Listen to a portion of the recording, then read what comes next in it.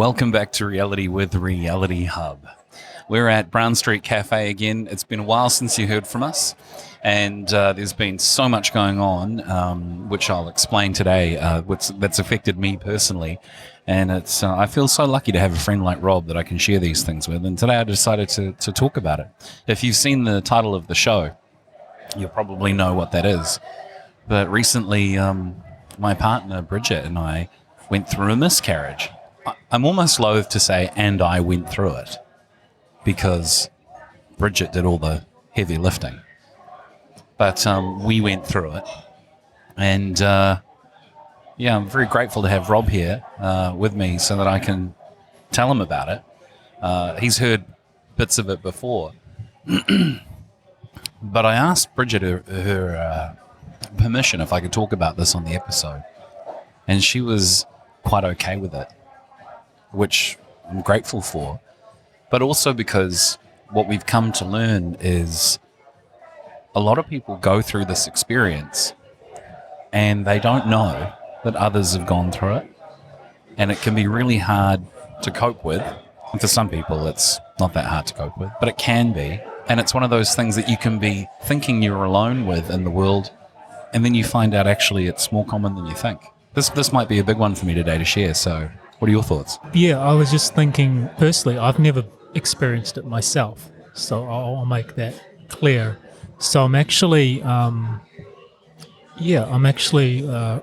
and also, touched that you will share what you've been through, your experience, and I can only imagine that it can be a very tough and challenging thing to go through on a number of levels. So hopefully, I guess, our hope would be that by you sharing your experience, it may help other people with their experience. Because often, as you say, people feel like they're alone in what they are feeling and what they are facing. And so to hear someone else who has recently gone through a challenging experience could be helpful. And, if that does help one person out there to process, to start the healing journey, to reach out, to talk to someone else about it. Maybe it's not something that you feel comfortable talking to just anyone, but hopefully we all have someone that are close to us, close friends or family, that we can share the things that in life we can't control. And that's something else which we'll talk about as well. Yeah. The challenges that are universal as being a human, the things that we can't control in life. Often things in life don't turn out the way we really want them to, no matter how much we want, no matter how much we can't prepare for that. So there's that famous saying, the best laid plans of mice and men often go astray. I think originally Robbie Burns said that phrase, the best laid plans of mice and men gang after glay, which is a dialect which means often goes astray. I think. I could be wrong, but I think that's how it goes. And it's something my father used to say to me all the time. The best laid plans of mice and men often go astray. And when we think about what it is you can and can't control, which is also the theme of this podcast, and I think it knits together nicely with this experience, because Rob organically said, let's do a podcast about the things we can and can't control. I said, and I'd also like to share this experience that Brigitte and I had, because I think we gained a lot of wisdom out of it, and we grew together in our relationship and more deeply in love through the hardship of a shared experience. Yeah. And when you think about what you just said, making plans and things going out of control that you can't control, that is by definition a miscarriage of plans, a miscarriage of justice, a miscarriage of a baby in our sense. So let me take you back to where we were going back a few weeks ago, which is why we've had the hiatus of episodes, because I just needed the time out. was a Saturday afternoon, and Bridget let me know that she was experiencing a bit of what she described as spotting. And spotting can be something that happens during a pregnancy, which looks a little bit like the beginning of a period, but is in fact just part of the process of having a baby. But then she said, "I'm not feeling so good though, so I'm going to have some rest." And she told me that it was beginning to happen on Friday night. Come Saturday, she was, "I feel terrible, just not quite right." And we were at we were around about the 12-week mark. We still hadn't done the scan that aged the fetus, although we'd spent time with the midwife and that sort of thing, and done other things. We were leaving that to a later point in time to do the what they call the full anatomy scan of a fetus, which would have also given us a date and an age. But we were running it and basing the timing of the number of weeks of what we were up to based on timing off the last period, and using a tracking sort of a diary system and an app that helped age where we were at. And based on that app, we were at around about 12 weeks, give or take a week. So we could have been at 11 or we could have been at 13 weeks. And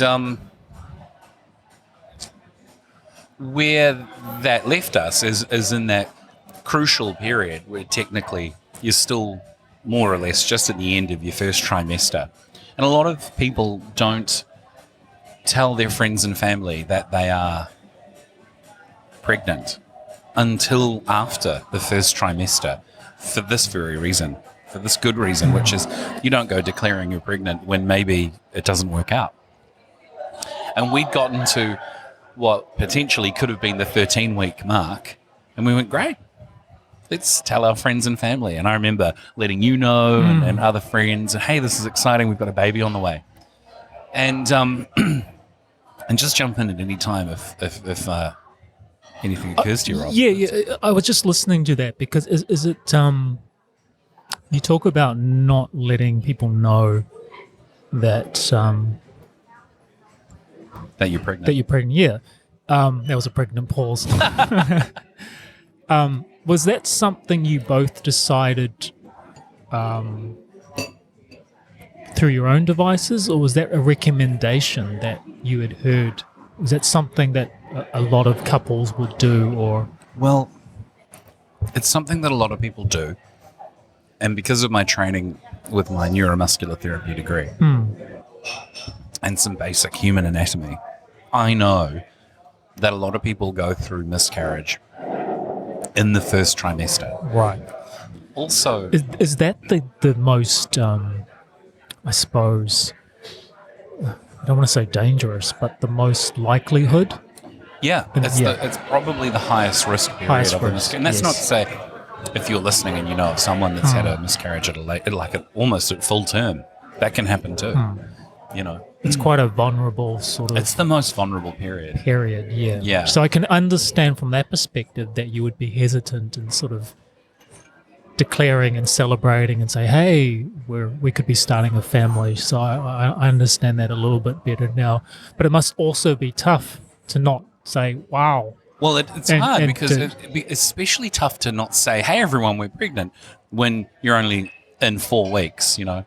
Sure. Like at the 4-week moment, you sort of go, hang on, I haven't had my period.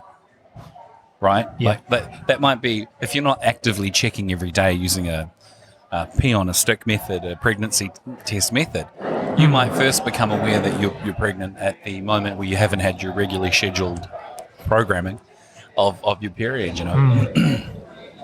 And that actually was what happened with us. Bridget said, well, I haven't had my period. I guess I could be pregnant. And we were hoping for that, you know. So we did the test and she was. And then a few weeks later, we find ourselves on this fateful day. And she's not feeling well. And yeah, but to finish off what you're saying, another reason you don't say it too is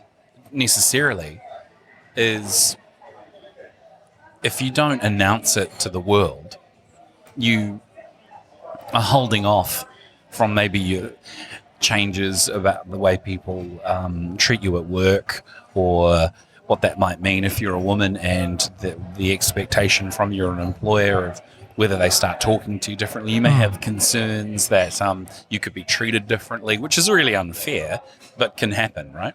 Right.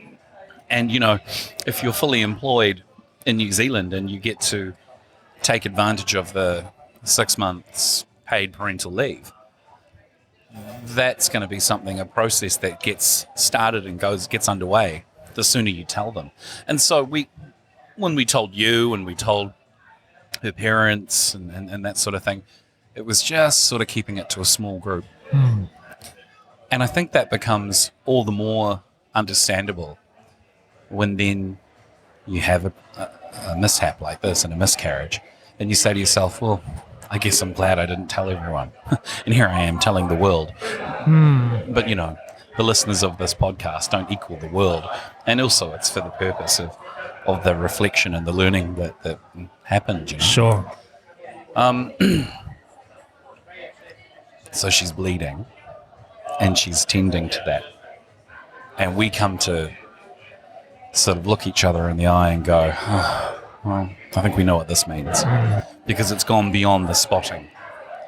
And now it's like, I'm really feeling not well and I'm bleeding pretty heavily. And she's back and forth into the bathroom, into the toilet. And I go out and I very calmly say to her mum, hey, look, bad news. I believe Bridget's having a miscarriage. And we've been coping with this just privately in the other room for the last hour or so. But it's gotten to a point now where I think we have to do something. And of course, Bridget and I have our own house, but sometimes we stay at her mother's house. And so I call the ambulance. And this isn't really a complaint against the ambulance system, although it shocks some people when I tell them we spent an hour waiting for the ambulance to arrive, but that's just life sometimes. And during that hour, they said to me, as we had the lady from, over from St. John's Ambulance on the phone at her call centre, she was giving us really clear instructions that Bridget had to get out of the bathroom, lay down, and I needed to hold my fist firmly but gently underneath her belly button and apply pressure. And of course, I didn't realise, but this is great advice, but this is to help slow down the bleeding. Right. Because when the internal parts of the uterus are sloughing off the walls, when the body has gone, right, that's it, this is out. For whatever reason, this process is now underway. It can be like a person can actually bleed so much that they could pass out, that they could be affected by loss of blood. And I hate to say, but could potentially die from loss of blood. And what happens is, as it sloughs off, it's like exposing areas from which the body can bleed from. And you need to slow that down. And the chemistry and the biology that's going on to get it out. Bleeding is part of that process. Well, so I hold her in this position for an hour until the ambulance arrives. And they get her into the ambulance. I go separately. I'm thinking it's going to be okay now. She's in good hands. I go separately to the hospital park, go and find her in the ward that she's in, and just stay by her side, for the rest of the day. She's shifted from one department into another department, admitted into a ward. And so this whole process starts at about 3 o'clock in the afternoon, 2 or 3 o'clock. Ambulance arrives at about 4 o'clock. By about 10:30 p.m., after she's been through some pretty gruesome procedures where specialists have come in, they've assessed her situation, they've done a procedure which is a clean-up procedure, and I don't want to be too gruesome on the show, but a lot of blood's involved, and she's been sitting in that with a towel wrapped around her, which is just soaked. And she's been so brave, and she's now by this point, in a hospital type of gown, which is very much easily opens up in order for them to get access. And it comes 10:30 at night. She's been through the procedure where there's a couple of specialists have come in, and like I was saying, really opened her up, got inside, and kind of dabbed around a bit and said, okay, well, this needs to go through. It needs to take its natural course, and it'll continue to do what it does.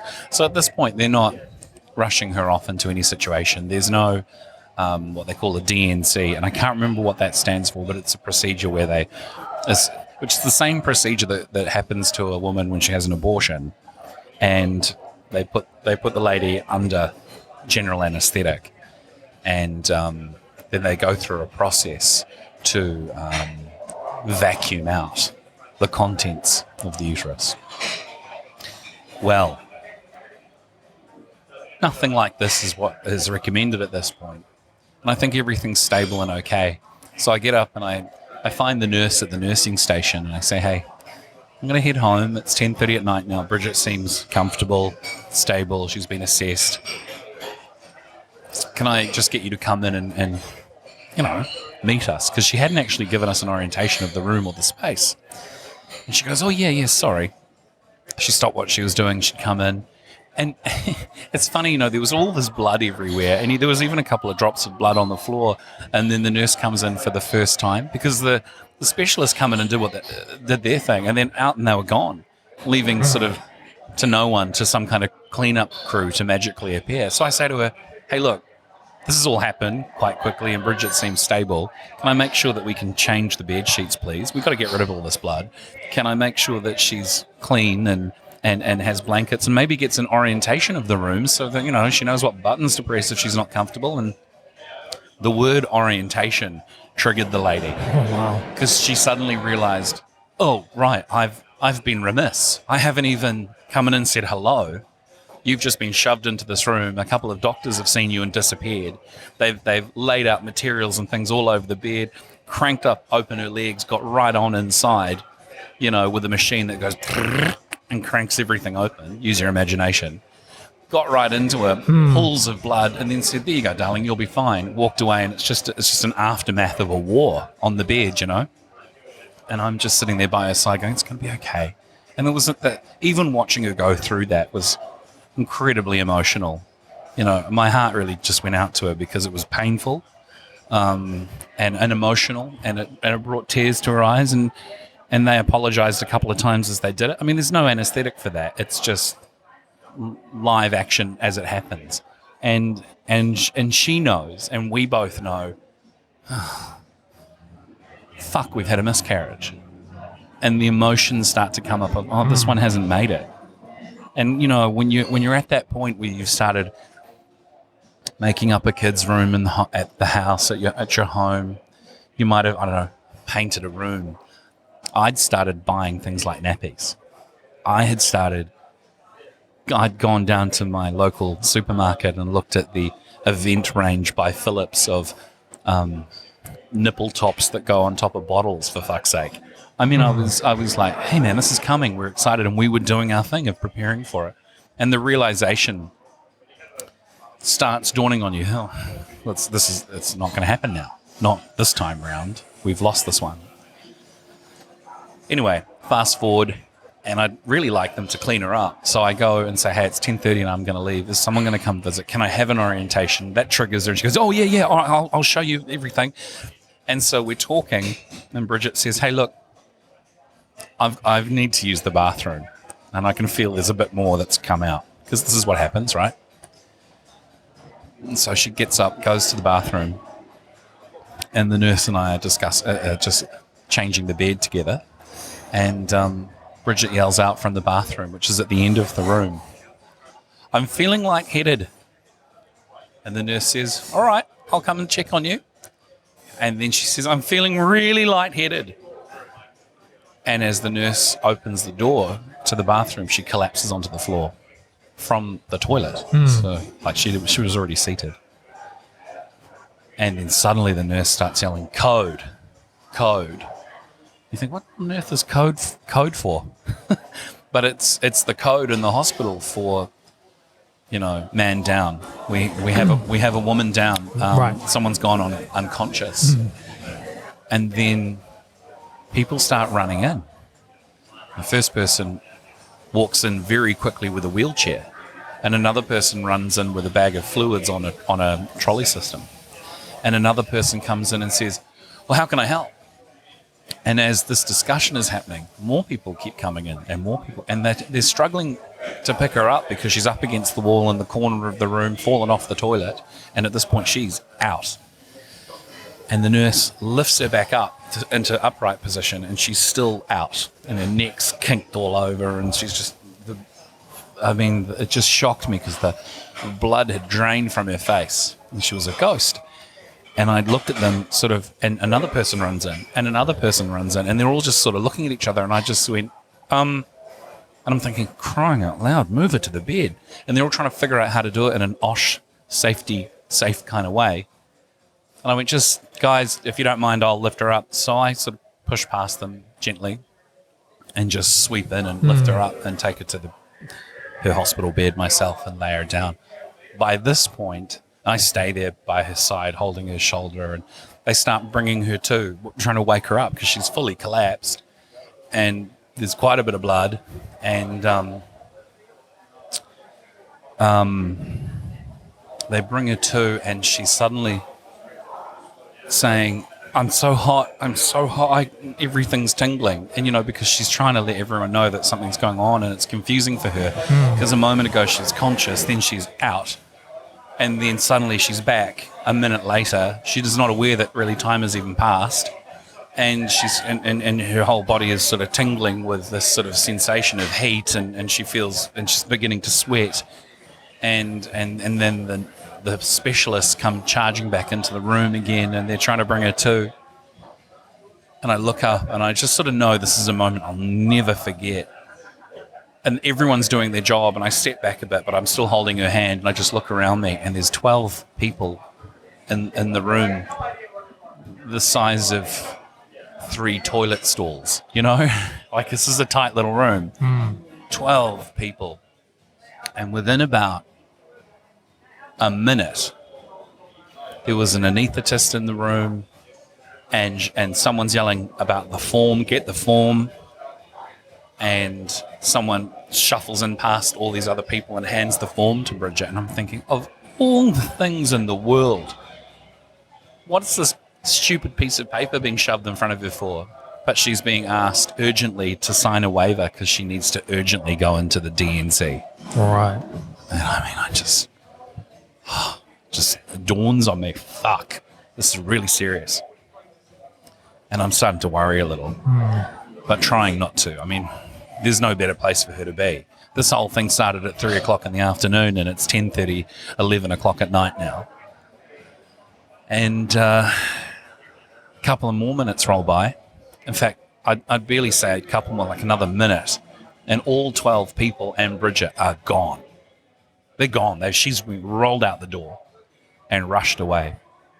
So this was an emergency operation that you had to... Yeah, and she's gone, and it's so eerie at this point. She's being rushed off in a bed, and, looking up at the roof as people are saying, hello, Bridget, my name's so-and-so. I'm going to be your specialist that does this procedure. Hello, Bridget, my name's I'm going to be the anaesthetist. You're good. This is all happening for her. Yeah. She's being rolled into theatre, and I'm told, stay here. Someone will come and see you in a minute to tell you where to go. And I'm left alone in this room, completely empty and silent and eerie, reflecting on the last 120 seconds of madness that took place right after she collapsed. And there's a couple of drops of her blood on the floor. And there's no bed in the room anymore. It's just silence, and it just hit me hard.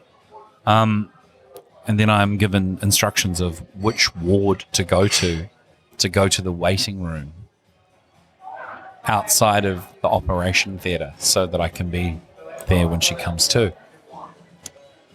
And thank God there was someone else in there who was sort of also waiting for a procedure. He tells me my wife was about to go in, but apparently someone's come in with an emergency requirement, so she's been pushed back an hour. Yeah. I went, that was Bridget.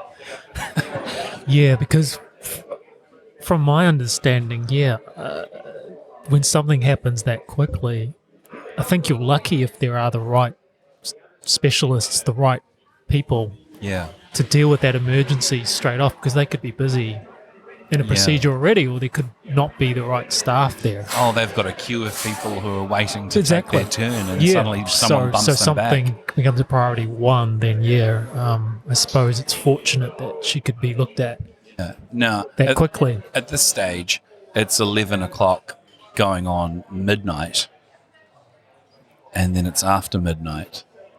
And as I was saying, thank God someone else is there. I had someone to talk to. And we sort of had a shared experience, and we were just discussing what was going on. But if I didn't have anyone there to talk to, I tell you what, my mind would be going off to all kinds of places, because I know that a DNC doesn't necessarily take that long. But if you're in an emergency situation, they take extra long to be extra cautious.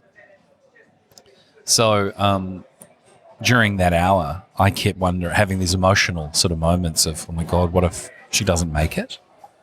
What if this is it? And all these years in the relationship, what if it all ends tonight? Oh yeah, I've been saying DNC, but I mean DNC. Right. Rob's just showing me a little. Yeah, Google search. I was just curious as to what it actually meant. Yeah. Yeah. What is it? What's the meaning? Say. A D and C, dilation, and that word there. Curative. Curative. There we go. Curative. So procedure. Yeah.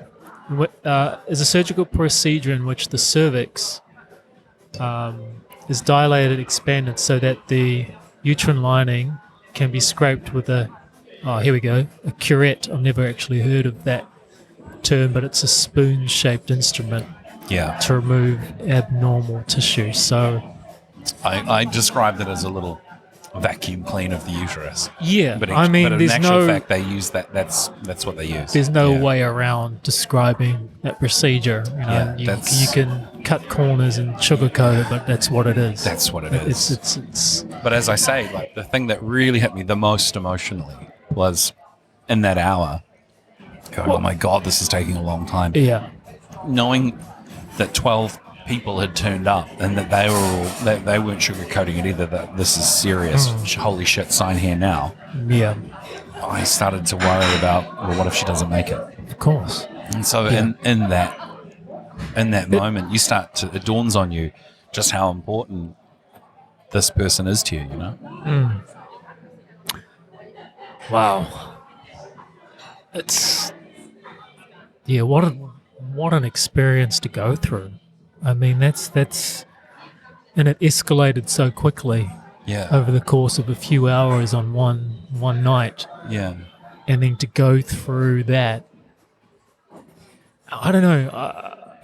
Did you feel at any time? I mean, people respond differently to crisis, but did you feel a sense of like actually during it? How did you feel? Like, where you felt like? Did you sometimes you get that adrenaline rush and you just react and you respond, and it's not till, as you say, after that you get a chance to catch your breath and catch a moment where it starts to sink in. I tell you, like I often like to, even in our podcast and in my personality, I like to joke around. Yeah. But when this happened, a kind of quiet air of seriousness sort of came around me, or was what I became under pressure. So under that pressure, I just became hyper focused on what the job was at hand. Sure. Which I'm actually really proud of, because I don't want to be a scatterbrained because some sort of people can person. panic and freak out and lose control and not be coherent and just fall apart.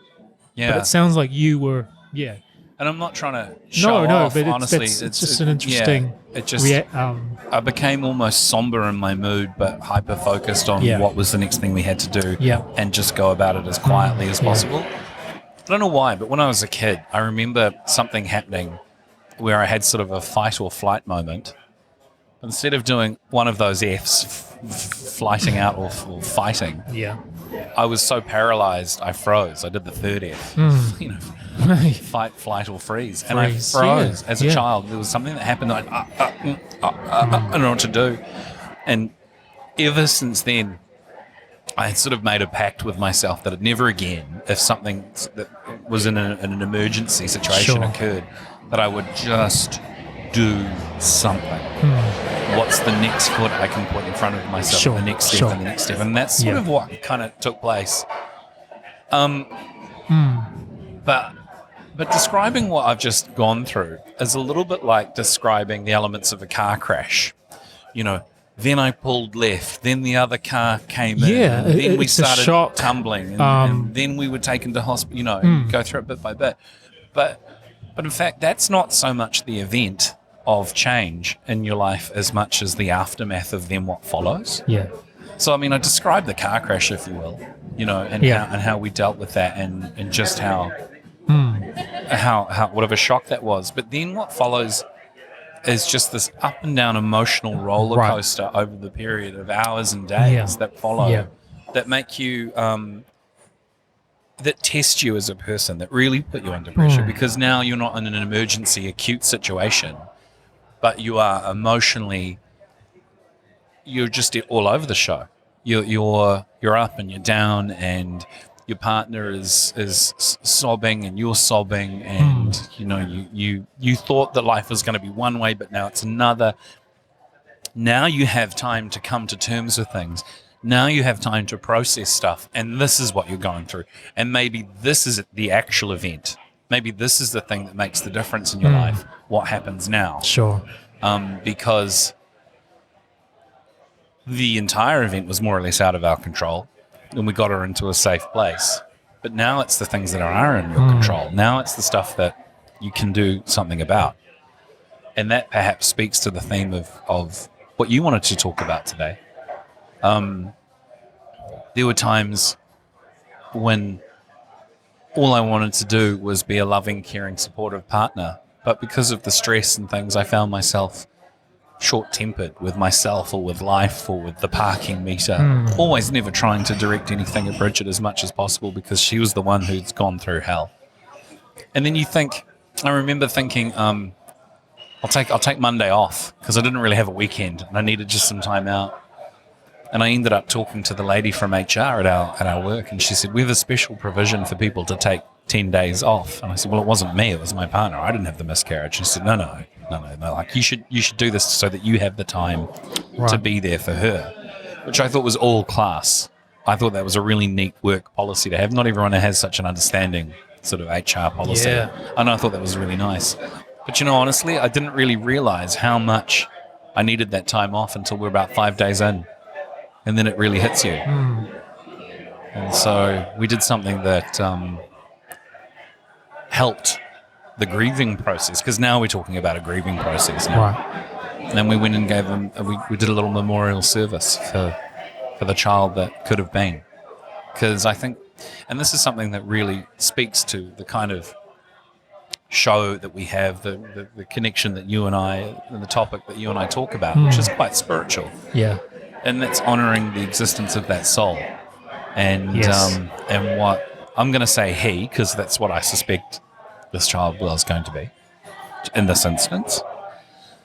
And what he did for us, and how he helped us facilitate growth as in our journey as humans at this time in our lives. So I feel like it was meant to be. And we're going to try again for another child. That's our plan. But since we had that episode with Jane, and we talked about soul purposes and what we're here to achieve, and contracts we make, I feel as though this soul made a contract with our souls to help facilitate and be there, because that was at one point an alive, pulsating little being that briefly had a physical experience in Brigitte's womb, which was the shared, vital combination of her DNA and mine. And now that little guy's gone. And, we were just so grateful that he gave us that moment. And I think he might have got something out of it too, to have a small moment in time. But really, I feel like it was a service to us. And for that, I'm grateful.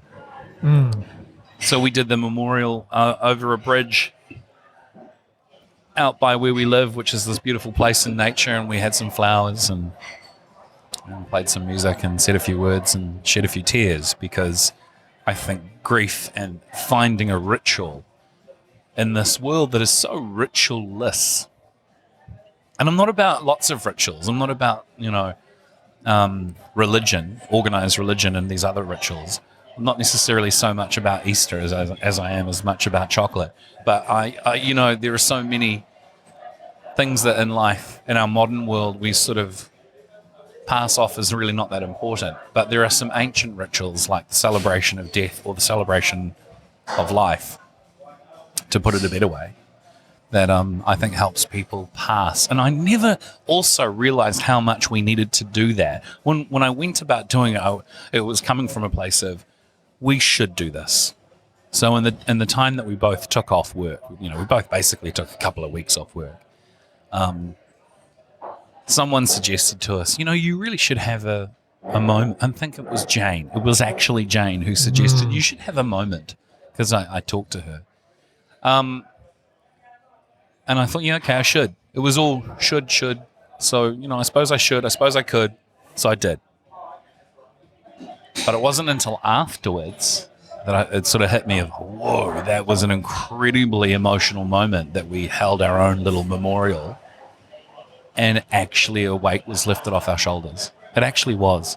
And so if you've gone through it, find your own way. This would be my advice to someone, is find your own way to do something where you can connect with your significant other, or if it's on your own, where you can connect with some friends or family to go and do it.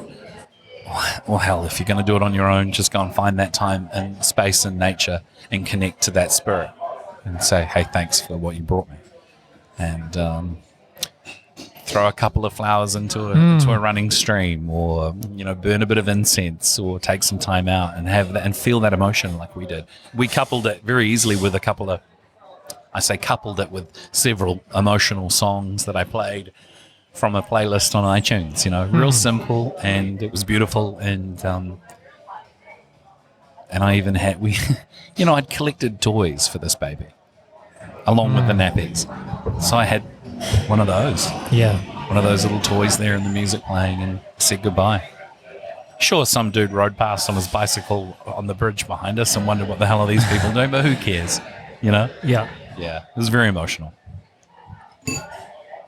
Wow, Steve, thank you so much for sharing that experience. Thanks, man. In such personal detail. Yeah.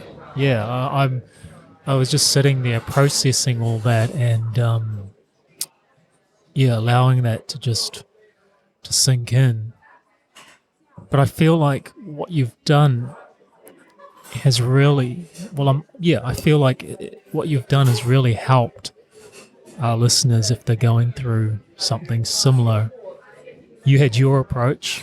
Yeah. And I think everyone will have their own approach, but doing your memorial, that's really touching, because we do talk about the deeper stuff and the spiritual stuff, and if you come from that perspective that everything is energy, then you help to honor that energy, that spiritual formless energy, and you've also helped to reconcile it, because a lot of the times when we go through things like this, we want to bury it and not process it. Like the trauma. So part of the healing process is bringing it into the light and talking about it, and doing, as you say, a ritual that can help to transmute or that energy so it can flow again, and it can, yeah, that's what I was getting from it. Yeah. It could be any trauma, but this is something which has come along recently, which maybe wasn't a childhood trauma, but something that has come up. And I just think you've dealt with it in such a beautiful and mature, and I'm just trying to think of the right words, just Well, in the that's- right way. If there is a right way, then that feels really like a right way of doing it. And Yeah. and It's all relative, right? Like, we talk about... thanks for saying that. I really appreciate it. And it's part of the lovely support that you yourself, as one of several friends, have offered in the way you've articulated your care and concern. And I hope that I can articulate that care and concern to other friends if it happens to them. But when I say it's all relative, for some people, a miscarriage, and this isn't downplaying the event because it still can be quite emotional, but from a physical perspective, it can be almost a non-event. A woman can go, oh no, look, I'm having a miscarriage. In the very sort of simplistic kind of, oh dear, this is happening. This is a heavy bleed. sure. And that woman has the innate knowledge and knowing, and her, her sacred inner self is able to communicate to her and go, I'm afraid this one hasn't worked out. And that person can be very grounded and at peace. And to Bridget's credit, she was too. But it can almost be just like a bit of a heavy bleed.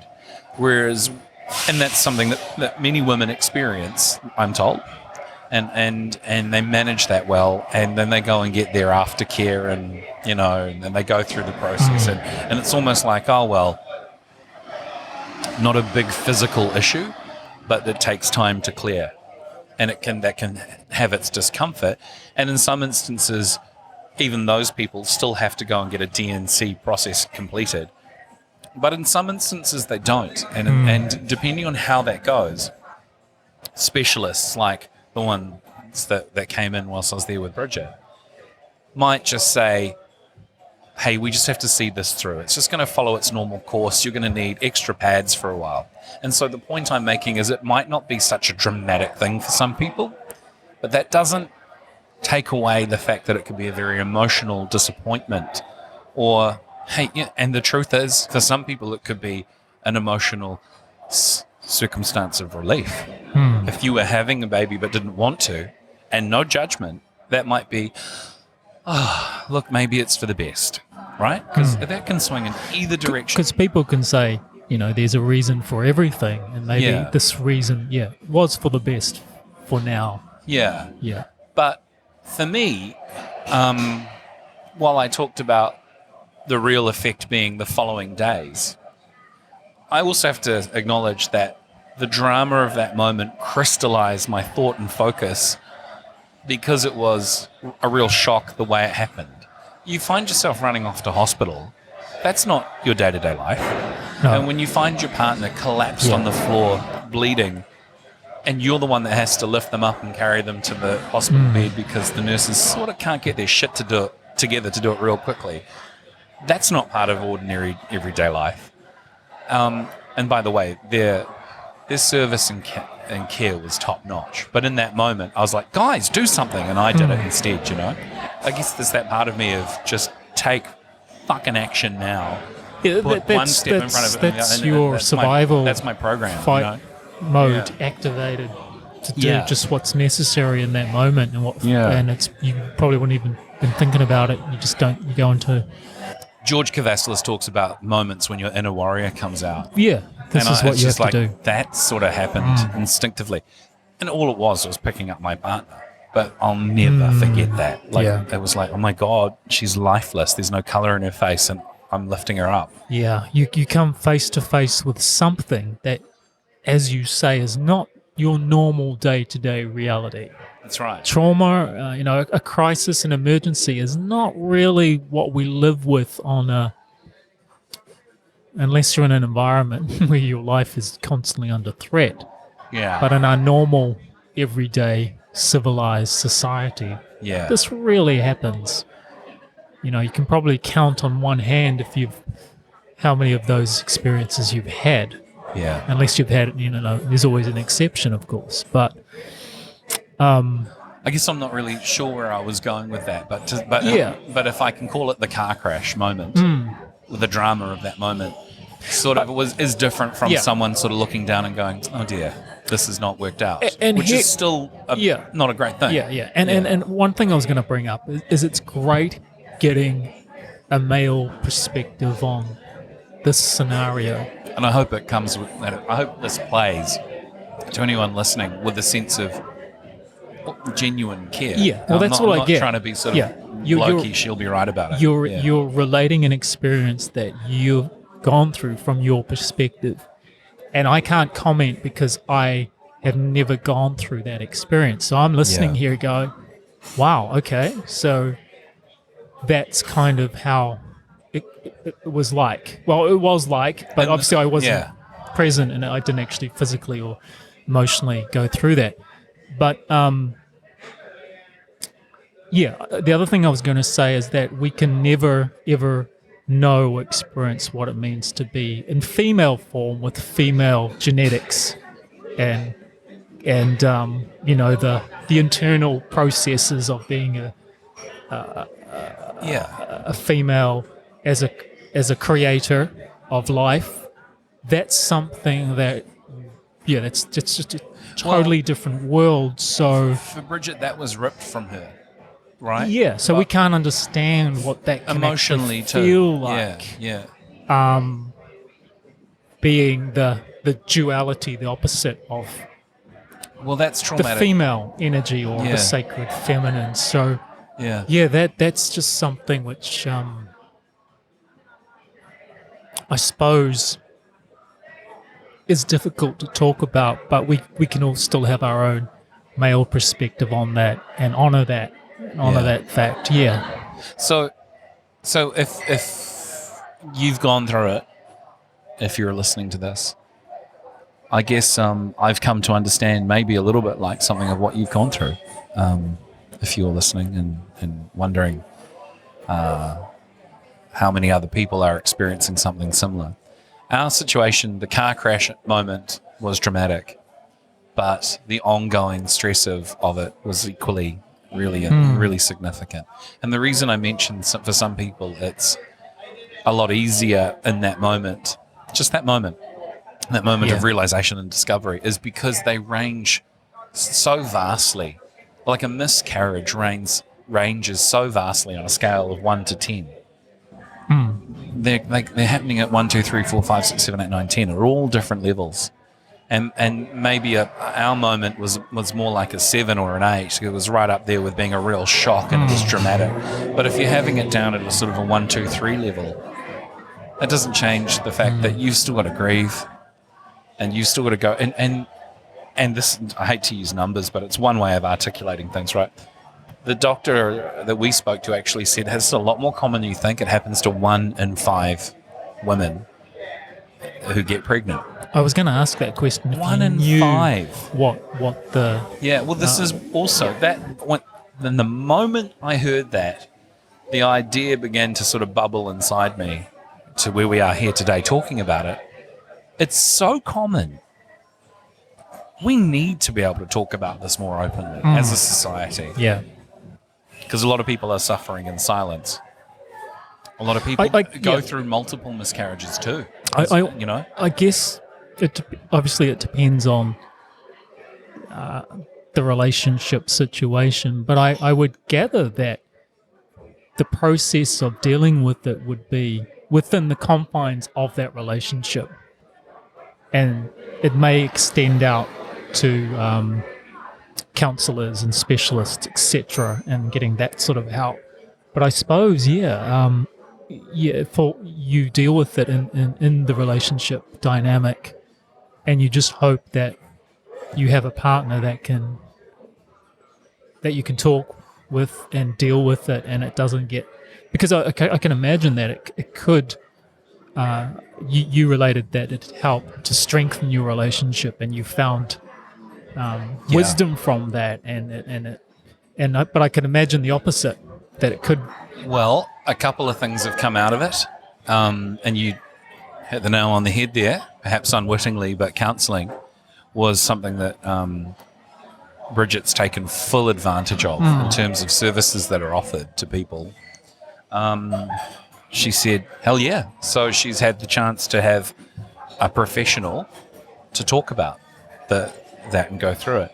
And equally, because of the way she fell in that moment when she passed out, she's been getting physio for her neck and acupuncture. And I've just got so much respect for her willingness to take care of herself in such a professional way. She's seeing professionals. And I just sit back and go, wow, this is like all the right things. You know, you've hurt yourself, you see a doctor. You've hurt your neck, you see a physio and an acupuncturist. And the acupuncturist is a lady that I used to refer my neuromuscular therapy clients to, and she would refer to me for work. And, you know, I know that she's also able to help her with the periods that are to come. Because this from a biological standpoint, they say before you try again, you let a couple of regular periods come and go so that the body gets a chance to reset itself back into normality. Because what's occurred is unusual. The body's gone through a process to reject and expel, but it needs to get back into a regular sense of as I like to say, regularly scheduled programming, you know? Right. Yeah. Yeah. And the thing that's come out of that was I was so impressed with her for not denying what had occurred, for going, what can I do? How can I feel better? How can I look after myself? How can I, when it's okay, when she's clear to relax, going and spending time in a hot spa, which is something Bridget and I both love to do, just to relax our body. You know? Yeah, that's right. Yeah, you've come along to some of those pools too. Yes, the spa sessions. Yeah. You know, so there's that, and the drawing together and the relationship becoming stronger from it, and that love. And you think you really think you love someone, but another element of connection happens that you couldn't have ever been aware of through coming out of a hardship. Another dimension to your relationship opens up through that experience. Yeah. That wouldn't have happened otherwise. So, and talk about giving you a greater sense of what's important in life. Yeah. Right? Because I'd only mean, just resigned from my job prior to this happening, and even during this resignation period, which, by the way, again, full credit to them for allowing me to have some leave even during that resignation period. I suppose by law you'd have to, but I think I was impressed. You know, people still take sick leave, right? Even in their last 30 days. But just the fact that they offered it to me, all class, that company, that was really nice.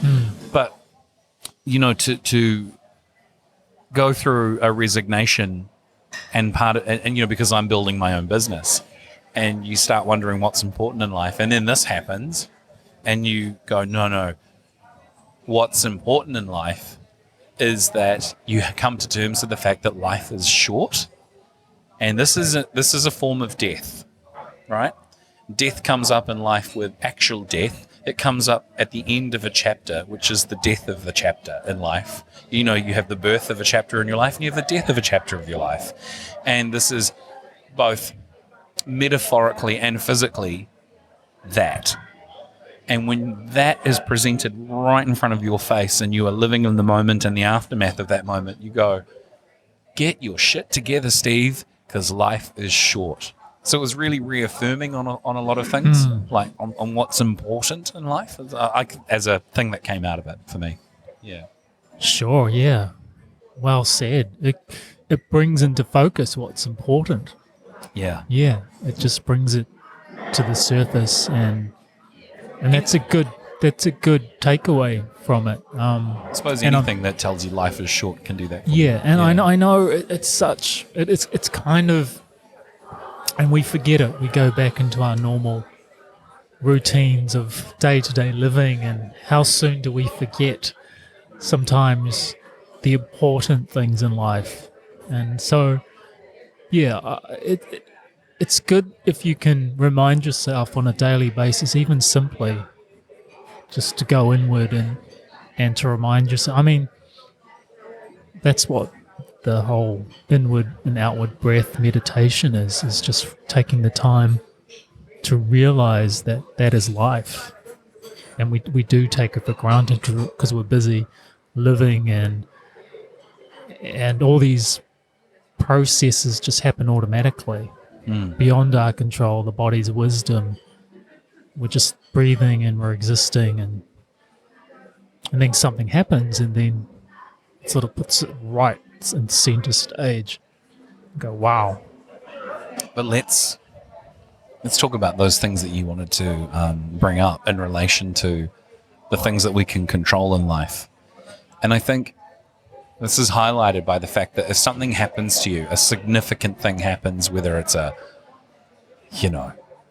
job loss or a car crash or I keep coming back to saying something like traumatic, like a car crash, right? Because I'm just trying to. It's a good analogy though, because everyone can understand. Right? Yeah. The another way of putting it is a sudden change. Yeah. When your life comes grinding to a halt because of like a car crash, like boom, it hits you out of nowhere, blindsides you. Suddenly veering off in another direction. Same thing. Yeah. You find yourself dealing with something, and you were mentioning breathing a moment ago. On our list of things you can control, which we have here in front of us, a little list that we were talking about before the show, which I think is really cool for us to now go through. On the list of things you control, did we put breathing? We didn't, eh? And you just mentioned it, so credit to you. No, but I did. But I think that's something you can then start with. Yeah, this is not a full spectrum list. It's just these are some of the more common things to stimulate. Well, let me kick off just organically from our discussion. Before you do this, I think this is quite in this time and this day and age and what's happening in the world. I think this is quite important to focus on the things that you can control, because I think more than anything in the last year and a half, what are we now? Year and a half, perhaps?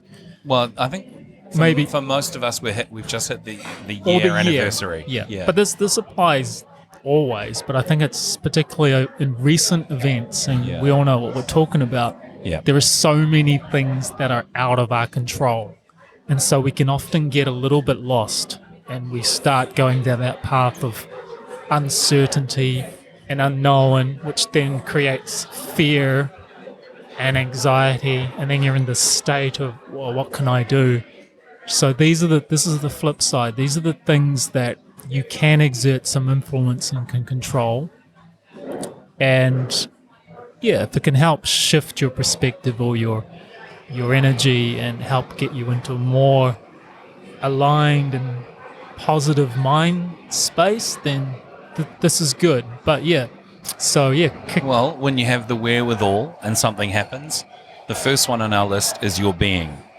You can control your being. You can take a moment to make decisions and choices about how you react to things, right? Yeah, and absolutely. And I'd include into that your breathing as a foundational, as a physical foundation of what you can start with. I mean, you can at least start with pull yourself together, breathe. Because we breathe unconsciously. This all happens normally. Yeah. But then you can breathe consciously and with purpose, or to bring some presence into that moment. Yeah.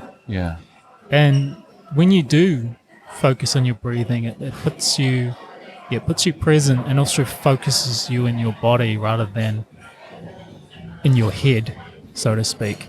And it's the so most. It can bring you into a deeper sort of sense of just being. Yeah. And that's why I think it's the most important one on the list. It's number one, because from here, once you have a sense of yourself and you have a conscious connection with your body again, and you realize your shoulders are high and tight and you're breathing in your upper where am chest, I carrying that stress? Yeah.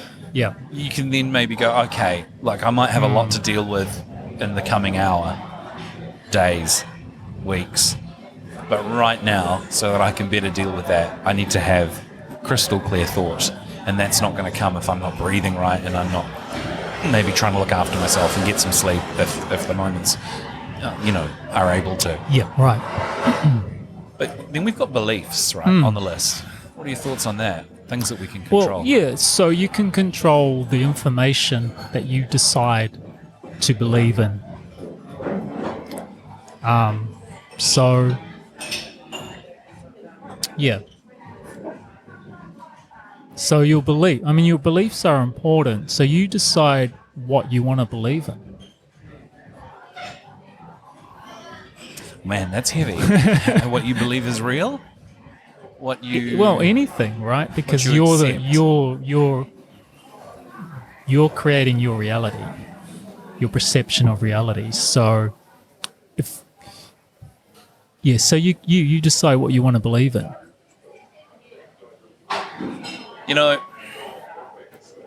I think heard a really interesting story recently about someone who was told that their partner was going to die.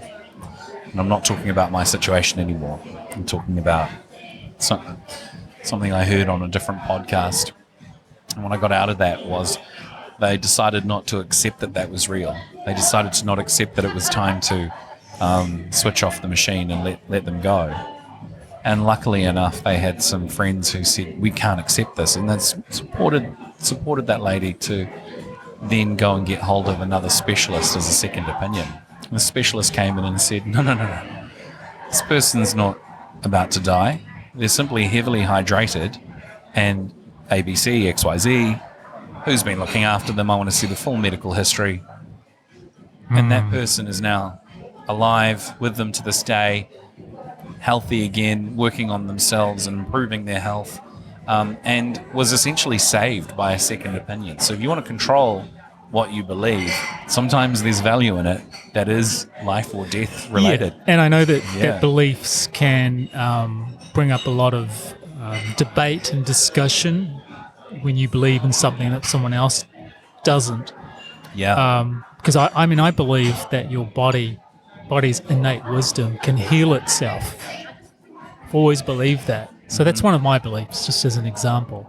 But of course, beliefs can be so wide-ranging, and we can be programmed with beliefs. And whether they're true or not, I think that's another discussion open to debate. And what is real and what is true. But what we're discovering nowadays is your positive mental attitude changes the physicality and the outcome of your body. Sure. Especially around sickness. So, the fact that you choose to believe that. Just choose to believe. And then serves you well. And then you solidify those beliefs by taking the right actions towards it as well. So it's congruent. Oh, I love that. Yeah. So it is congruent. So it's congruent. So it aligns with your belief. Look, the human being, it's such a intricate and complex organism. There's so many levels. Yeah. But if you're thinking one thing and then you're sort of acting in another way, then it's a little bit incongruent. It's a little bit easier when you think one way and then act that way as well, and that becomes, you sort of imprint that into your physical reality. And then you've got that sort of loop going where it's, hey, I believe I have a healthy body and I'm using my body in a way that is healthy and I can see the benefits. And so, that kind of thing. Yeah, nice one. Which brings us to your attitude, which, that's such a big one. Your attitude. Your attitude is so important. Just how you react and how you respond and it's for me, that's always, that's a big one. By having a positive attitude, it puts you in a better disposition and a better way of handling life in general. Your attitude gives you altitude. Yeah, I haven't heard that for a long time. I'm pretty sure I just made it up. Or Okay. or I might have heard it somewhere. Yeah. What's your attitude like? Yeah. What's your... Yeah. what are other people's attitude like? Are they always mad? Are they always blaming other people? Are they always in a bad mood? I think you could say you could conflate the two, and that's okay. Attitude and thoughts, they're really, and a lot of Your they're thoughts sort of one and the same in a way. affect your attitude. Yeah, right. Because your attitude is sort of like a program that you put into play based on thoughts that are going on. Right? Yeah, your internal programming and your thoughts, and then the And your beliefs you beliefs. create, and Yeah. then Snap. they are related. Yeah. But I think we all know people that always just seem to have a negative view on the world, or a negative take. I think there are the people, Perspective. that always have a positive point of view and sort of have a more positive way about them. Mm-hmm. Yeah, And that obviously that leads into a perspective that you can control. sure. And that in itself is they're all tied in, right? Thoughts, attitude, beliefs, and perspective. I think from that attitude comes a perspective which can really serve you well. Because when shit things happen to you and you can find a way, You can shift your perspective, how you view yeah. things. Yeah, when you can find a way to go, I can see that there will be something positive coming out of this. It can help sort of maintain you yeah, to ride it out. yeah. Because if all you can see is shit hitting the wall and nothing but darkness in your perspective, it can be very hard to have any sense of light at the end of the tunnel. And when people don't have light at the end of the tunnel, they can't ride out hard times at all. I learned from my time as a neuromuscular therapist that when we were doing something on a person's body, say working on a shoulder, and there was pain in that shoulder, if the process and the procedure and the body work technique was going on causing pain, and the person couldn't see an end to that pain, they couldn't cope with it. But if we said, let's count down from 10 seconds to 0 and this procedure stops, then they can cope Yes. with the pain. Yeah, because yeah. there's light at the end of the tunnel. Yeah. Psychologically, you have to believe that this pain, this too shall pass. Yes. Otherwise, all you live in is a permanent sense of life is shit. Yeah. You have to have a sense that it will pass in order Yeah, to cope with it. that's the nature of life, or anything. This too shall pass. It's impermanent. So, but yeah, perspective. And remember, your perspective, you can shift that. You can shift your perspective and have another viewpoint. And you don't want to be trapped in one. And is this the same as positive thinking, or is this different from your? I think it's a your little bit perspective? different. Yeah, I mean, because we can all view things differently as unique individual human beings. But yeah, just allow you. I mean, I always think to myself, imagine a movie set and you've got, say, 3 cameras with different perspectives. If you're viewing that set with one camera, that's the angle you're going to have on that set. But if you Yeah. shift to another camera that's It looks on a different shot, it's going to look different. You'll pick the up same different scenario things. looks So that's the different. analogy, yeah. Yeah. So shift. I used to have this saying where it was shift perspective positively. So if I was going through something, I'll try and shift my viewpoint on it into a positive frame. Just try and find it. Yeah. So Now let's look at these other things. How honest you are. What does that mean for you? I think that brings us back to the one of the episodes way back in the archives. Yeah, sure. The reality of your own bullshit. Your own Yeah. bullshit. So how honest you are is how honest you are with yourself, Yeah. and whether you can call yourself up on the things that you're lying to yourself. So, I mean, ultimately, when you start lying to other people or in general, I mean, it's going to come back on you.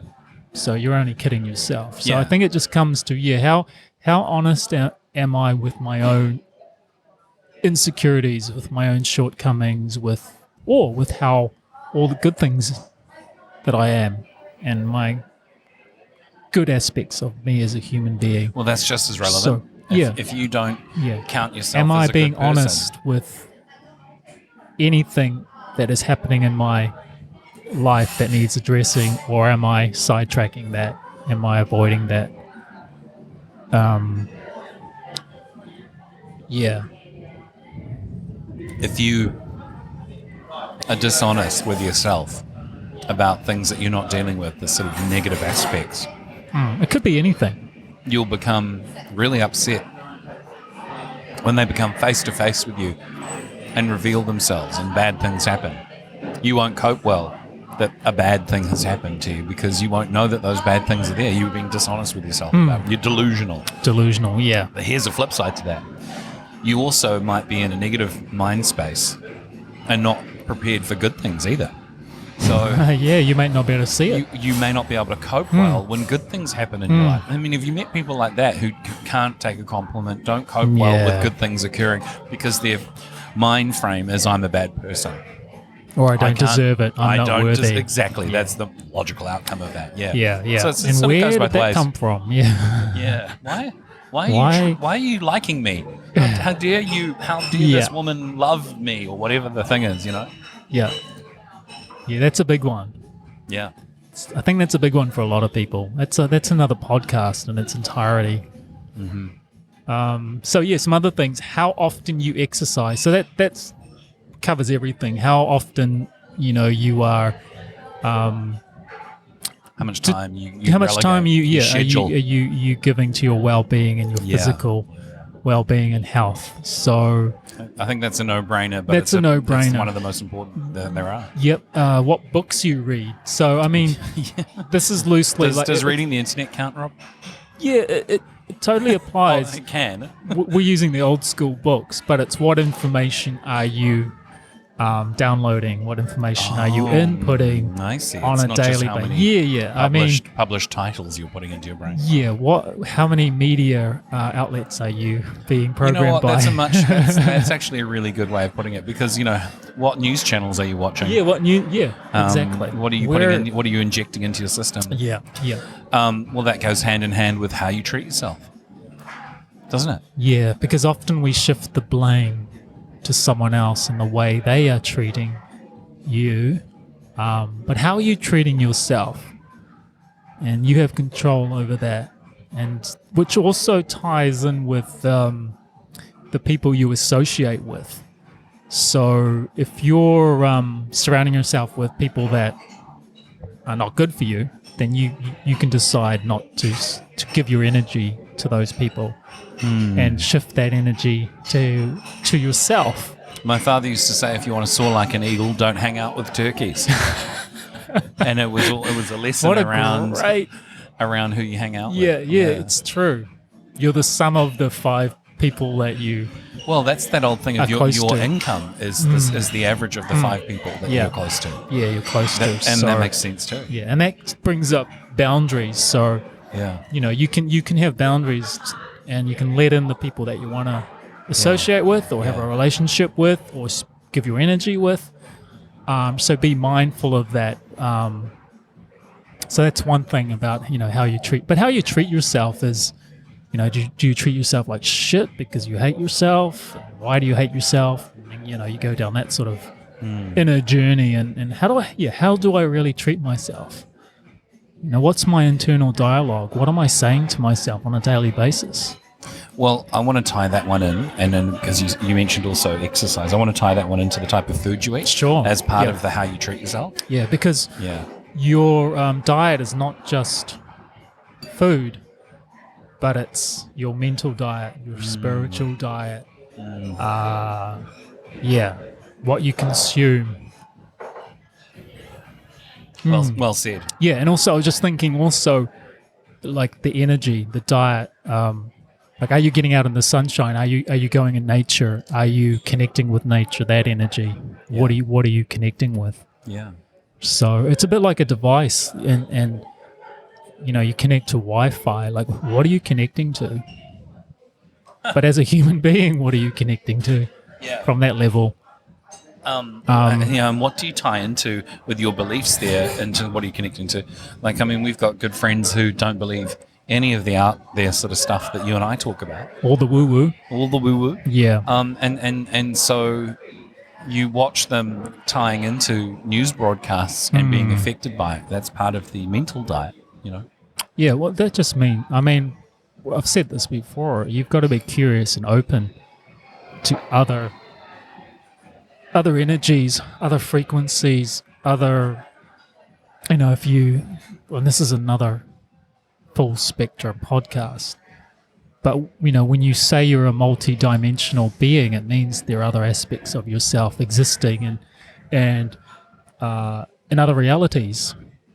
And just because you can't physically experience it doesn't mean it's not happening, or it's not happening because you haven't accessed it, because you haven't become full spectrum, you haven't become expanded your awareness, you haven't. I'm trying not to use all the new agey words. Yeah, sure. But you understand what I'm saying. I do, yeah. Yeah, it's like you turn that dial up in terms of how you access this reality, but other realities beyond that. But you've got to be open to it. And you have to have empathy to it. And you have to be ready for it, and you have to be a channel for it, and all those things. So where were we leading with that? That was... Well, that's okay. That's a complete idea in itself. Let's go on to the next one on our list.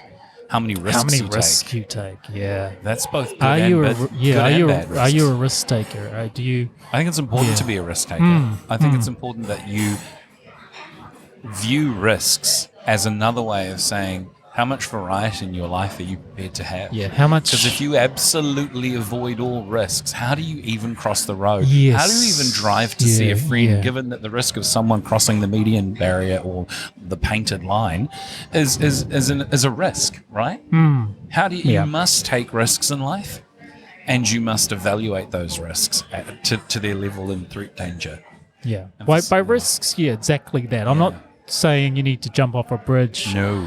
And dive into you can do that if you like, dive into the water. It can be risks in your own personal life that's going to help you expand and experience speaking. more life. Ask that person out, quit your job and do the thing Give that a you really want. presentation. It's personal. So risk is not necessarily daredevil type of risk, but the things that scare you into, and you ask yourself, well, why am I not doing that? You know, what am I really afraid of? Yeah. So, Yeah, well said. How kind you are to others. Yeah, that's something you can control. You can control. Yeah. I mean, we've all been in experiences where we have interacted with someone who seems like they're not a really nice person, but you can actually control how you respond to them. Calm is a wonderful thing. Calm, I mean, if calmer. Oh, calm. I thought you said being calm. No, calmer is a wonderful thing, because if you don't have empathy for being kind to others, you'll soon see how that comes back.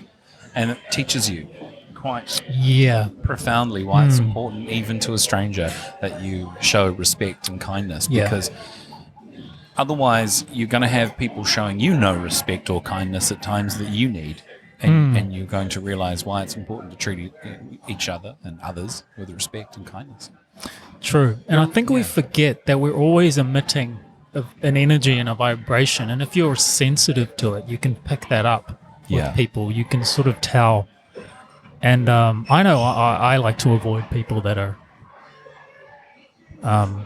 not good for my energy.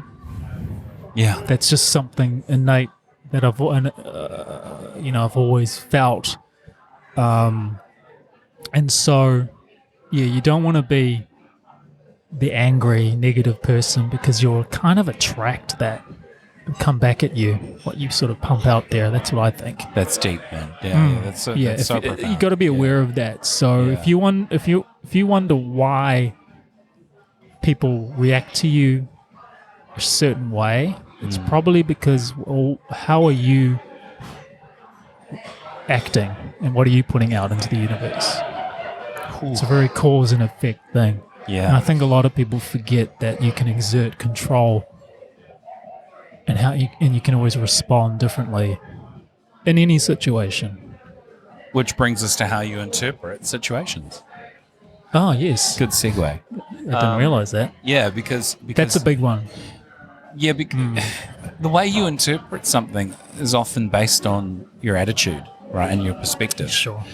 And you could be unconsciously carrying, maybe you mentioned anger, as a thing that shows on your face to others, but you're not even aware of it yourself. In yourself, it becomes your sort of set normal. Yes. And then things happen, and you wonder why people treat you in a certain way, because you are actually literally giving off that vibe, and they don't treat you as well as you might like. Yeah. You need to be able to look at yourself from another person's perspective sometimes. Yes. But that also, ironically, plays into how you interpret things. Because if you're interpreting everything negative all the time because everything that's coming at you is negative, then that reinforces the negative. Yeah. Right? It's just so ironic Yeah. in that it becomes a sort of... And it goes both ways. People who always think things are positive see things as positive, and then people want to be positive around them. You know, which is not... every time someone said to me, I am buying the lotto ticket, I never win that. And I think to myself, yeah, because you never buy a lotto ticket. Yeah, I know you've mentioned that before. Yeah. Yeah, I mean, everything we're mentioning here, we can go a lot. We're just sort of skimming the surface and touching on, but obviously you can get really deep into each one of those topics. But just mentioning, as human beings, we pick up on things, particularly in the face, because that's what we're drawn to initially when we meet someone. Yeah. The eyes, the facial expressions, it happens in nanoseconds. So we can pick up on things, and it all happens subconsciously. And if you watch a lot of body language experts, then you can then look further at other mannerisms and what you do with your hands, etc., etc. But this non-verbal communication we pick up on, even though we may not realize it. Yeah. So, and the brain's just processing that really quickly, and then you're creating an interpretation or a... And you assign meaning to it. Yeah, and then you assign meaning to it. Which happens to be the next one on our list. What meaning you assign to things. Yes, this is true. And then ultimately what you give your energy to as a result of that. Yeah. Yeah. So yeah, the meaning you assign to things. So you assign meaning to everything in life. If you love... I was just trying to think. Yeah, if you love cycling, or if you love particular movies or whatever, if you love particular fashion, you assign the meaning to that because it means something to you. You give it that meaning. Yeah. Because it speaks to you in some way. This is where things can get blown out of proportion based on the meaning you give to something. I mean, let's not underplay the fact that some things are really important and some things are not. Sure. And that you mean like don't sweat the small stuff? Yeah, I suppose that's probably really key, because the big stuff should be sweated. Yeah. Because you need to be able to respond appropriately to big things, because big things can be life and death. Yeah. But I think that ties in perfectly, because sometimes we give too much meaning to something which is insignificant. So you remember, you have the control of how much meaning you give to that. I definitely am guilty of that. And I think it's led me to make the changes that I've made in my life in terms of wanting to run my own business and that sort of thing. Because when I've gone through moments of concern about what I'm doing, Bridget's always reminded me, in 6 months' time, this will be meaningless to you. You need to move through this, move beyond this. Yeah. And it's a great reminder of what meaning you assign to things. And ultimately determines what energy you give to things, how much you schedule something into your day. But then that's back to what's important. Like, do you give a lot of energy to choosing exercise? I know I should more, but that's something that, you must schedule into your day. You give energy to it because it's important, rather than getting caught up in things that aren't important. What energy? Who are you giving your energy to? Are you giving your energy to thoughts of worry and thoughts of negativity and thoughts of uncertainty? Are you giving your energy to the wrong people? Are you giving energy to the wrong job, to the wrong situation you're in?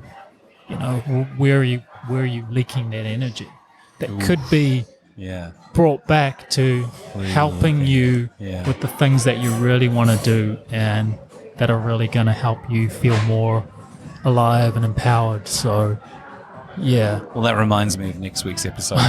We've already I know. pre-recorded. What are you leaking your energy to? Wow. Yeah. Our special guest on next week is really quite Yeah. a special lady.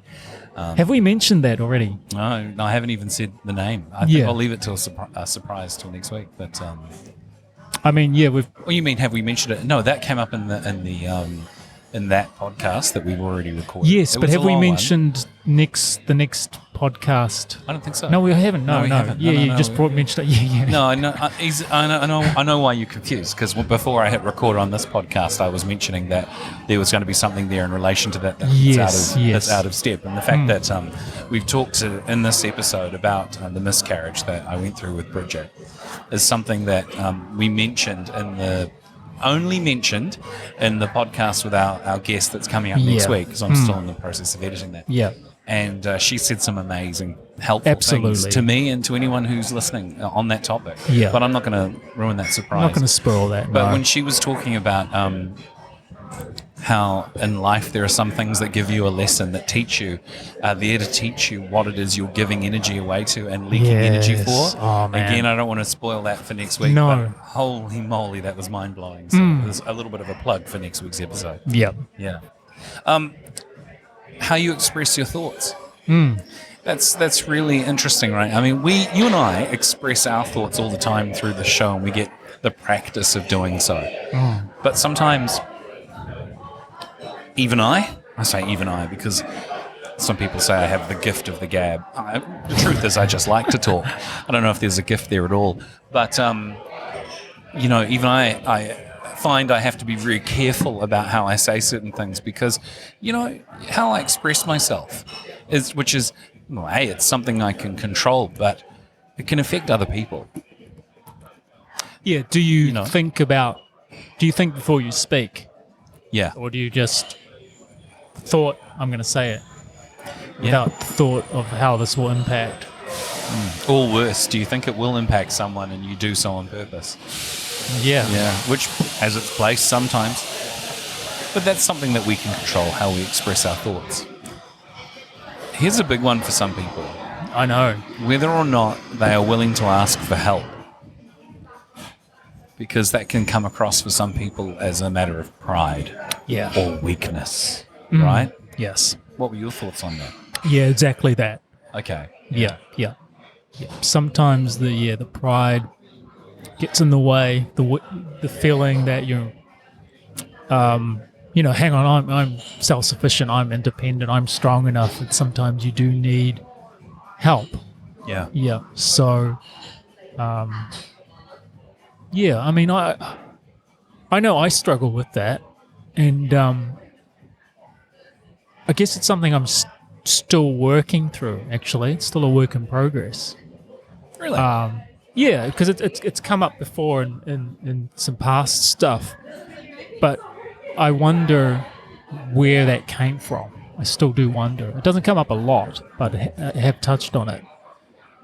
Yeah. That's really interesting. I guess there's an inherent sense of wanting to resolve all of your issues for yourself, and that's actually something that's a good thing.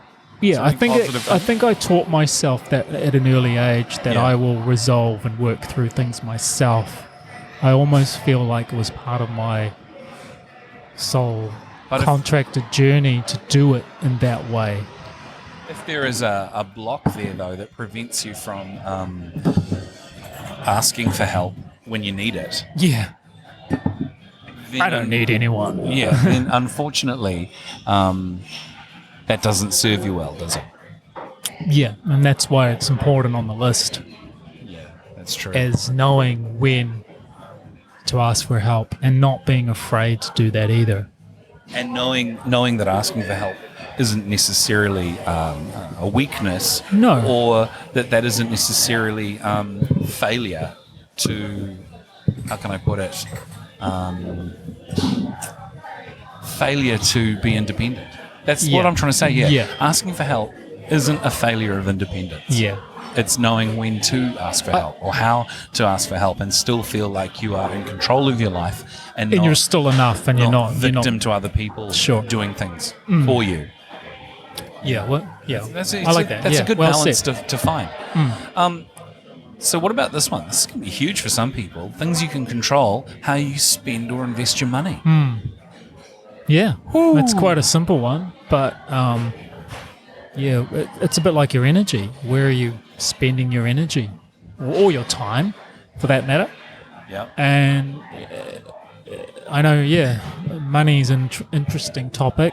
Some people just view it as a necessity in life, the way the system works, how society works, and other people view it as more of an energy, and then when they have more of that energy, it gives them more choice to do things. Mm-hmm. But I do know that there are some people that are not good with money, and it just seems to go. They don't know where it goes. So, you got to kind of take a look at that and see where are you spending that money and where is it going to. It's a bit like, you spend, I don't know what it is, $5 for a coffee, say, each day, and that just sort of happens automatically. Or you could spend that $5 on, say, I don't know, an app that's going to help you educate yourself, or some sort of training per week, or however much that costs. Yeah. That's going to benefit your life in that way, and then you forgo maybe a coffee here or there, or you have a coffee machine at home or whatever in your office, and you save money there. So that's just a quick sort of analogy, I suppose. Check out Rob's other show, balancingyourbudget.com. Yeah. But and money can be quite a sensitive topic as well, because if you don't have much, and you struggle, then it can be tough. Yeah. So, I mean that's a podcast in itself. I'm sure We're not trying to give you financial advice, but it's just one of the things that you actually can control. Yeah, so it's a really important one. What you spend and invest your money on. And that leads us to how you spend your spare time. What do you do in your spare time? Yeah, are you Netflixing? Are you? Don't judge me. Are you just? I tell you what, doing aimless things? Superstore, the show on Netflix, which we've only just got in New Zealand for our overseas listeners. Thank you, America Ferrera. Thank you, because you helped me get through a rough time this last month, and we both really enjoyed just sort of disconnecting from the world and watching a comedy. It was great. Yeah. How much time do you spend scrolling and through Instagram and Facebook and social media on the internet, just spare time? Yeah. Well, for me, it's YouTube channels, actually. Live on Patrol. Oh, shout out to Live on Patrol. Yeah. Awesome. Yeah, those guys, just as a little side thing, those guys did either 11-hour or 12-hour live stream. Whoa. So if you don't know what I'm talking about, there are two. There's Bob Fletcher and Patrick Scott. Now, Bob is the sheriff of Ramsey County in, I believe it is it Minneapolis? Yeah, well, it's the Twin Cities, and St. Paul, I know, is the capital. But I fell in love with this show because they live stream during their shifts as police officers, and they've got 30, 40 years experience. But they do it as a community education process to show how law enforcement actually, what it is. Yeah, because it's not sensationalized, is it? No, it's the day, it's literally minute by minute, hour by hour, what they do. From the call from the dispatch to turning up to a scene to how they... It's fascinating because you learn so much, and I fell in love with the show because it's very real, and I'm also fascinated with America and just seeing the realness of it all, the interactions with people. And they strike me as old souls. And they guys are old souls. And but the great thing is that they're both very educated, and they're very open, and they are very knowledgeable, and they give you such a brilliant perspective on being a police officer in the US at this time. Yeah. And with all that knowledge and wisdom, and they're doing a great job of of just showing the reality of it. Helping people. It's as real as it gets. It's not censored. It's not edited. It is. They call you the backseaters. You're a backseat. You're in the back seat and just watching it all unfold. Like you're living vicariously. So Yeah. Well, shout out to them. yeah, shout out Shout out them. to Live Patrol. So Live on Patrol. Hello Catch them on Facebook and YouTube. Yep. Yeah. Hello from New Zealand. Yeah. Yeah. Absolutely. I hope they hear that. So here's another one. Things you can control. How much time you spend worrying.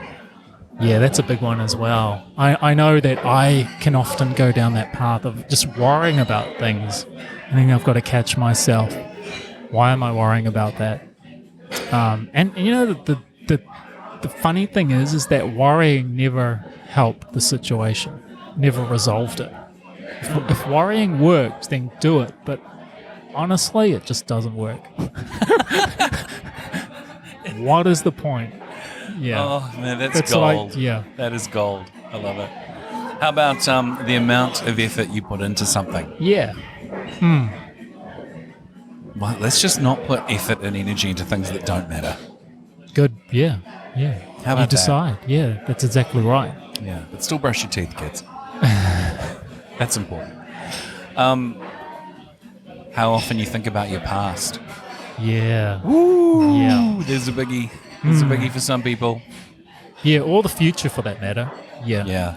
But the past, a lot of people do relive the past and get stuck in the past and think about how things should have been and could have been. Or why aren't they the way they are now? Yeah. Yeah. Yeah. Yeah. So, yeah. And, Here's a big one. yeah. Go on.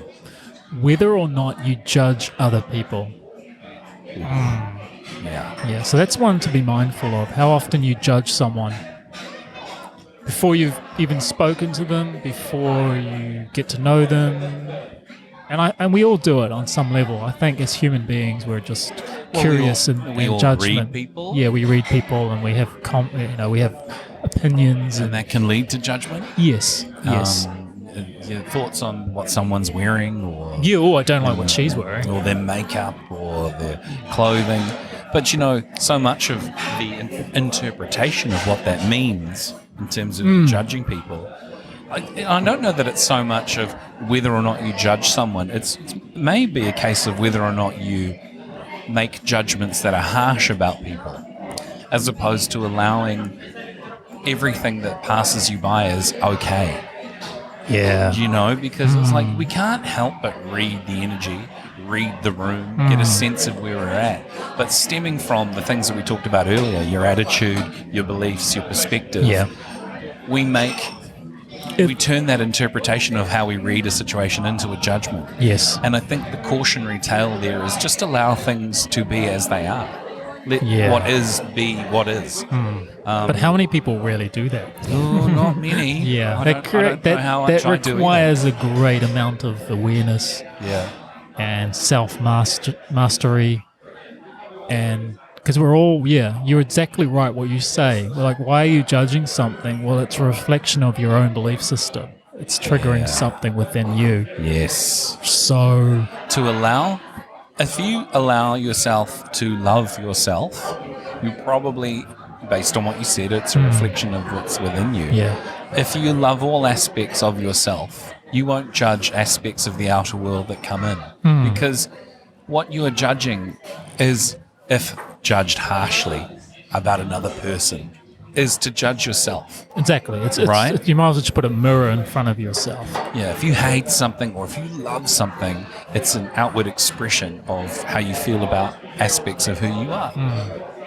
So Yeah. just allow everything that is to just be and be okay with it Yeah, and I think as a practice. Yeah, and I Yeah. think it's just if you can be mindful of when you are judging something, it's just sort of going, to catch yourself and just ask yourself, why am I judging that? Where's that coming from? Yeah, it starts with just getting curious because I know I do it. I think I've got to actually catch myself and think about why am I doing that? Why does it even mean anything to me?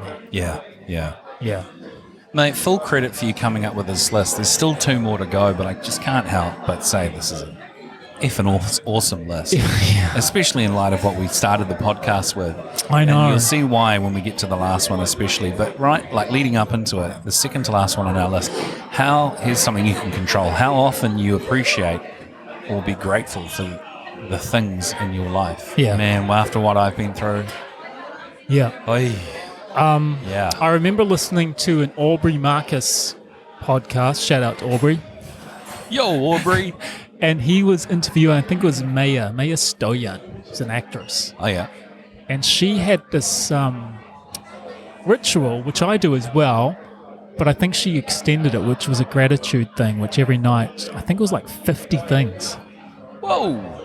And like every night you'd go, what am I grateful for? 50 things. Okay, I'm grateful that I've got a roof over my head. I'm grateful I got internet connection. And you'd go through, but that's quite a long list. That's a transformational list. Yeah, so you start making up things like, I'm grateful there's toilet paper. You know, but it doesn't matter because it puts you in that energy of what I'm grateful for. Well, you'd genuinely be grateful for all that. Yeah, it puts shifts your right? mind into that. Yeah. So you do that habitually. And then obviously day to day, week to week, it does get harder because you go, I was grateful for that yesterday, but you do it anyway. Oh, can you repeat the things you're grateful for? That's good. It doesn't have to be complete because that's the point. Is that so I'm grateful that the sun's shining in today. You know, because it kind of seems a little bit, but the point is that when it sort of rewires your brain so that you're always looking for grateful things. Appreciating and grateful. Yeah, so that's what I learned from that. And I do a similar thing, but I only do 5 or 10. Yeah. So, well, it sounds to me like a really good exercise to do the mind shift perspective you're talking about. It's a mind shift perspective. So instead of going, man, today was just crap and this happened, you go, well, what am I grateful for? What can I appreciate right now? I have electricity. I have hot running water. I ate today. I had a casting today. There are so many things. Yeah. And like I said, it doesn't have to be big things. Yeah. In fact, it's better, well, not better, but the little things actually all add up and they really count. Well, I can be so grateful that, Bridget's alive and healthy and that we have that love we have a for public each other. healthcare system. That the people in the public healthcare are amazing. And that work gave me time off. Yeah. Amazing, Suddenly you've got a list of 50 and then you go, you've got a lot of things to be grateful for. Yeah. Well, that really leads up to this last one, mate. This is so beautifully put, and I don't think you even knew just how much this would mean to me. No, I didn't. Yeah. Do you want to say it, or shall I? Oh, you go ahead. Things you can control. How many times you try again after setbacks? Because, we're going to keep trying. Yeah. We're going to keep trying. Yeah. Because that's an important one. Yeah. Yeah. You can always try again and again and again. There's no end to it. Yeah. You decide. if it means enough to you.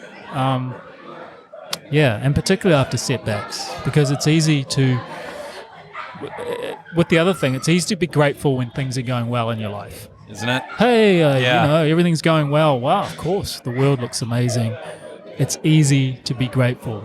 The real test is to be grateful when things aren't going so well and you can still find the little things. And I think... And when all you've got is little things. Yeah, and that's when they do become important. Use those as foundational steps to find bigger things. Yeah. Because there are people, I'm sure, that have gone through and are going through really tough times, and you often get focused on the one thing that maybe is consuming your mind that is really terrible in your life right now, but you can always find something.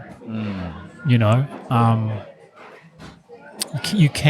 actually can, and that comes down once again to the things that you can control.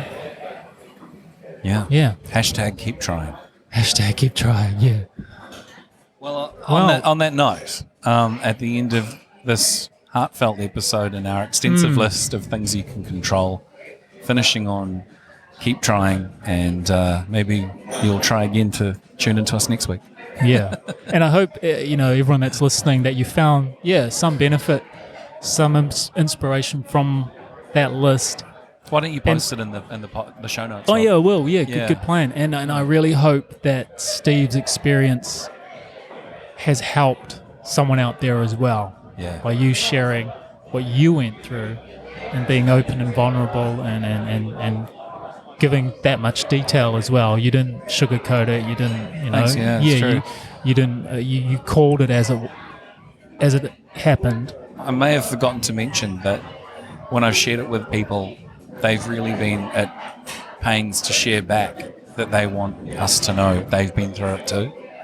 And I hope in a way that if you're going through something like this, when you find yourself in a space where you can share it with others, that you do so, because you may well find, as we did, there's a lot more of people that have gone through it and are wanting to tell you that they understand than you would perhaps guess. Yeah.